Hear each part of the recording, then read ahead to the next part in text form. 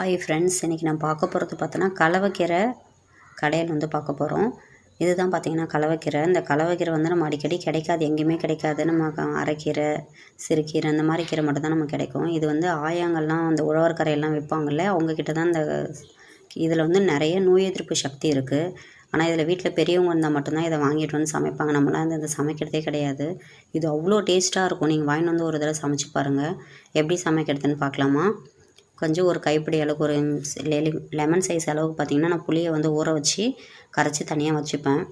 இது எல்லாத்தையும் பார்த்திங்கன்னா நம்ம கீரை எல்லாத்தையும் அலசி இதில் கொஞ்சம் நிறைய மண்ணெலாம் இருக்கும், நல்லாவே க்ளீன் பண்ணிவிட்டு அதை நான் குக்கரில் தான் வைக்க போகிறேன். குக்கரில் வச்சிங்கன்னு வச்சுக்கோங்களேன், ஒரு வேலையோடு முடிஞ்சிடும். இல்லைனா நம்ம கிண்டி விட்டு எடுக்கிற மாதிரி இருக்கும். இது பார்த்திங்கன்னா கீரை, பச்சை மிளகா, பூண்டு, ஒரு வெங்காயம், ஒரு தக்காளி, புளி தண்ணி இது எல்லாத்தையும் பார்த்திங்கன்னா நான் அதில் ஊற்றிட்டேன். குக்கரில் ஒரு விசில் வச்சு நான் எடுத்து வச்சுருக்கேன் பாருங்கள்.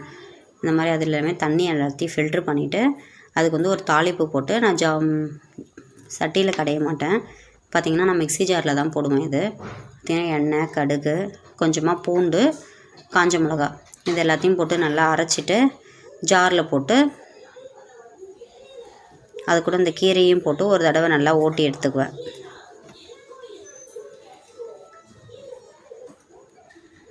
நல்லா ஓரளவுக்கு ரோஸ்ட்டாக வர அளவுக்கு பூண்டு நல்லா ரோஸ்ட் பண்ணிட்டிங்கன்னா இன்னும் டேஸ்ட்டு கொடுக்கும். ஃபஸ்ட்டு அதை எல்லாத்தையும் போட்டு நம்ம ஜாரில் போட்டு எல்லாத்தையும் நம்ம ஓரளவுக்கு ஸ்பீடாக நம்ம ஓட்டாமல் லைட்டாக கொஞ்சமாக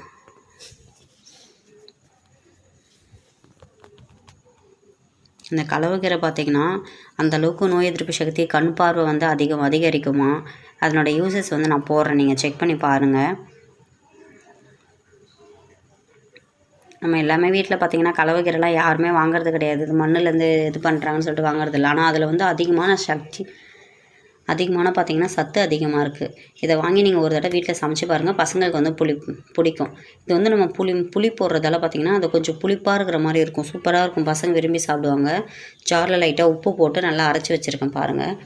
கீரை அது எல்லாத்தையும் கீரையை போட்டு சும்மா லைட்டாக கொஞ்சம் கொஞ்சமாக நான் ஓட்டி எடுத்து வச்சுப்பேன். பாருங்கள், இந்த அளவுக்கு தான் மீடியமாக ஓட்டிட்டேன் பாருங்கள். கொஞ்சமாக குறைன்னு இருந்தாலும் பரவாயில்ல, நம்ம சாதத்தில் ஊற்றி சாப்பிட்றதுக்கு நல்லாயிருக்கும். இதுக்கு நம்ம வானலில் ஒரு தாளிப்பு போட்டுடலாம். கொஞ்சமாக நம்ம நல்லெண்ணெய் நல்லெண்ணெய் கீரைக்கு யூஸ் பண்ணும்போது டேஸ்ட் அதிகமாக இருக்கும். நல்லெண்ணெய் நிறைய யூஸ் பண்ணிக்கோங்க. நல்லெண்ணெய் ஊற்றின்னு கொஞ்சமாக கடுகு, காஞ்ச மிளகா.